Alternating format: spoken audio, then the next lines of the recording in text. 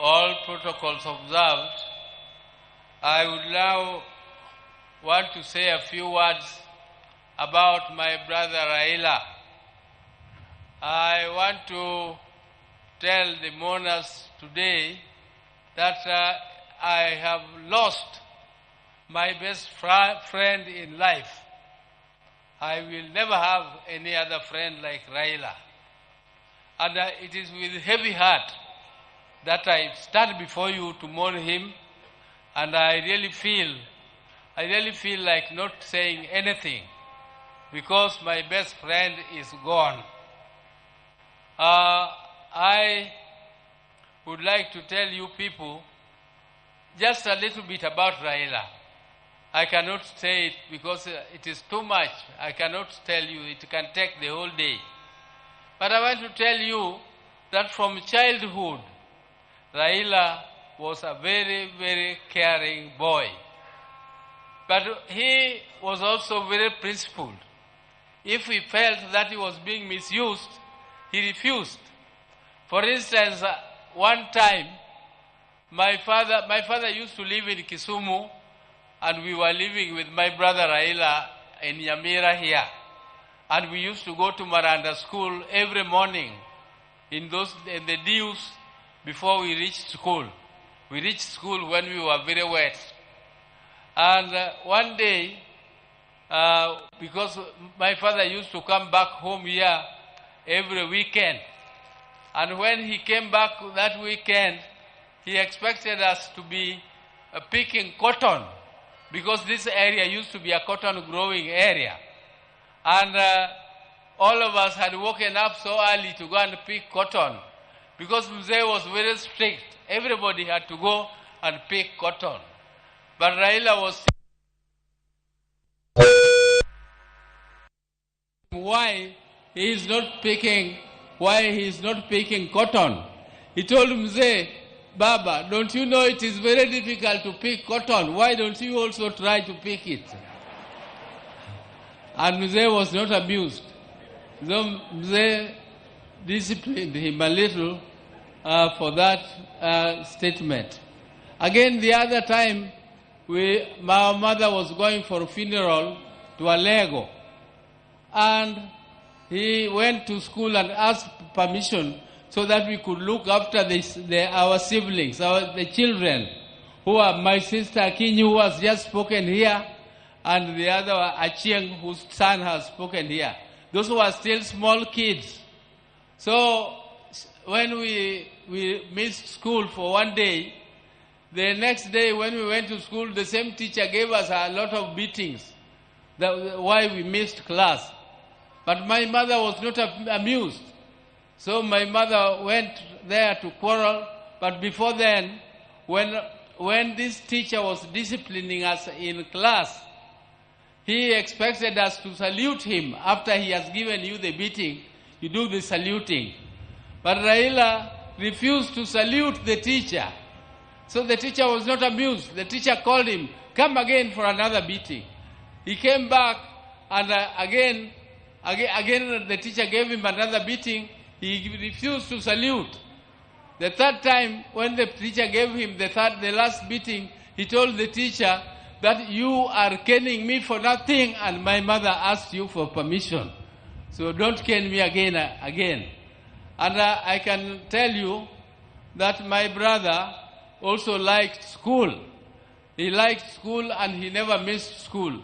Unlike my other brother, Agola, who did not enjoy school very much, but whenever my father put him to discipline, he went to school and studied, and that time he becomes number one. So can you imagine somebody who is a bottom and next term he is number one? And Raila was always number one in class during those days. And Raila loved sport so much so that when we came back to Nyamira, we had a field where we were practicing jumping, we were practicing pole vault, we were practicing triple jump and other athletics. So Raila became a member of the management of the Athletics Association later, and he was a great lover of football. His team was called Arsenal. Raila was and he was also a patron of Gor Mahia. He also became a patron of Gor Mahia. And recently, you remember, when Kenya was participating in the football match for Africa, he was with His Excellency the President at Kasarani Stadium to cheer. And whenever they were there with His Excellency, Kenya team won. It is only the day when His Excellency missed the football and Raila also missed the football that the Kenya team lost. But, ladies and gentlemen, I don't want to bore you with the long speeches. We were with Raila in Germany. If you people see, he has some mark on his head. There is another mark here on his mouth. Those were, the one in his mouth was in Kisumu when we were playing at the place where Ofafa Memorial Hall is now placed. And we were playing and jumping over mango trees. And Raila fell down and I had to carry him on my back. And other people were laughing at me that Oburu was crying. Oh, I know Raila, wewe umeumia. Raila, angeumia. But there it was. And the other one was in Germany. He met that accident. But he was a very brave man.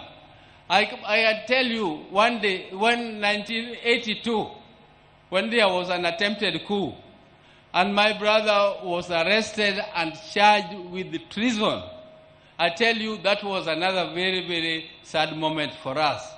I went to see my brother at committee prisons, and when he was in the black uniform, which is only for people who are in the death row, and I saw him in that uniform, and I cried.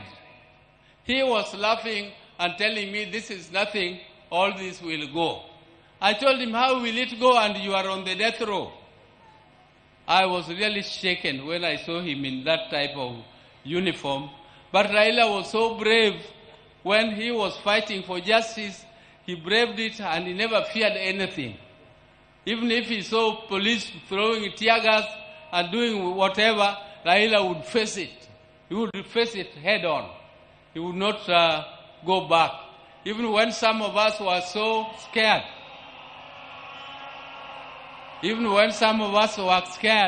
Raila would go ahead and continue. So, ladies and gentlemen, I want to thank these people. First, I would like to thank His Excellency the President, who has stood with us right from the time I told him that Raila was sick. We were with him and Raila, we sat down and we organized and he agreed. And he is the one who organized the transport which flew Raila to India for treatment. I also want to tell you that the President kept a vigil and he always checked on Raila to know what was happening with him. The day Raila died, I first of all called him and told him he was in a very critical condition.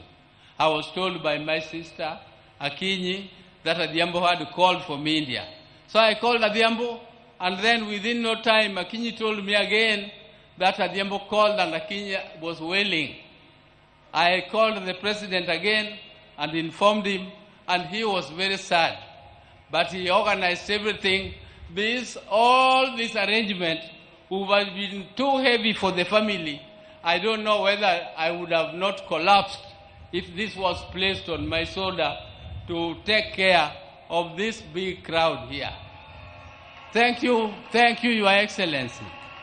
Thank you. I also want to thank the chairman of the National Funeral Committee, Professor Kithure Kindiki, who tirelessly worked and made sure that everything was organized and well arranged as it is now.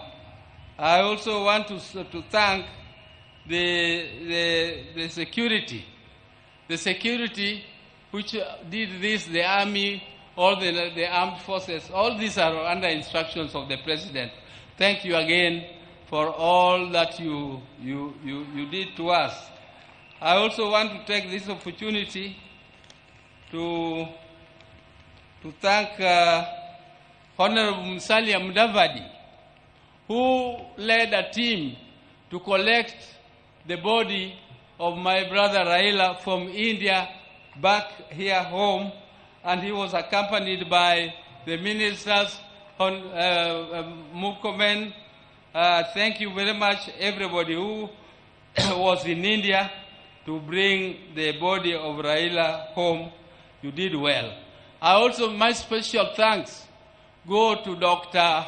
David Olunya, who is a personal doctor of my brother, and he has been with him all through. He went to India, but he has been with him even earlier than that. They were together in Dubai. They were together at Nairobi Hospital. So thank you, David. Thank you for everything that you did. I also want to thank Ogeta. Ogeta is our relative, Enyake Waka. He is the one who was taking care of Jacom up to the last moment when Jacom took his last breath. I also want to thank Jeff Oyer. I want to thank Winnie, particularly Winnie, the niece. Winnie is a very brave lady. She was there with Jacom when there was a session in Arusha where they were supposed to go for a session. I asked her, Winnie, are you not going? She told me, then she just pointed at the father and said, him. I'm not going because of him. I have to be with him. And that is before Raila went to India. And she was there from that date. She took care of her father, and she was very, very, I think she was very caring. She did everything that is humanly possible to do. Thank you, Winnie, for everything. And my sister, Ruth Adiambo, who also bought a ticket and went to see Raila. She sought her own visa, and she went there, and she was with him up to the last minute. Thank you, my sister. Thank you very much. I also want to thank Okech Sala from Migori, who was very close to Raila. He had arranged all the tickets, and he was with Raila all through. Okech Sala, thank you very much. I want to thank the National Assembly Speaker, the members who also organized and went to collect Raila's body, Aaron Cheriot and Junet, Honorable Junet, though he did not go, but the majority leader in the National Assembly. And I also want to thank all the visitors who have come, and Your Excellency, the security which has been taking care of Raila. I would like to plead with you. They have done a great job. They have kept vigil, and they have been there for him all through. So, Your Excellency, please give them promotion 1 grade. Just 1 grade won't be too much. So, with those very many words, I would like to now say bye-bye to my brother, bye-bye my best friend, bye-bye my confidant, bye-bye my everything, my advisor. And I would want to ask God the Almighty to put your soul in peace, and please greet for us our people who went before you, my mother, Mary Oginga, my father, Jaramogi, who went before us, and all our siblings who are there, and all the great leaders who are your friends, like Julius Nyerere. Greet them all for us. Thank you. May God take care of you, because you are a good man. You are a good man and a truthful man. Thank you very much. Thank you.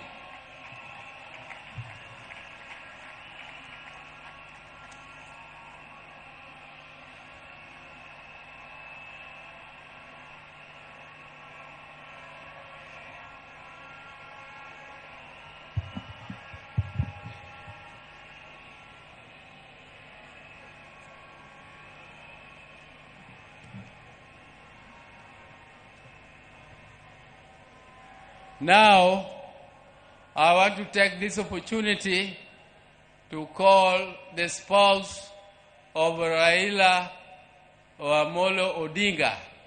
She became more or less a widow when Raila was detained. At that time, Raila was only 37 years old.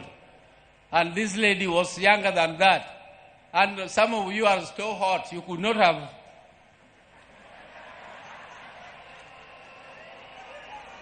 No, now, Aida, as you come, I forgot to introduce my spouses. Dr. Ann Oburu, where are you? Dr. Ann.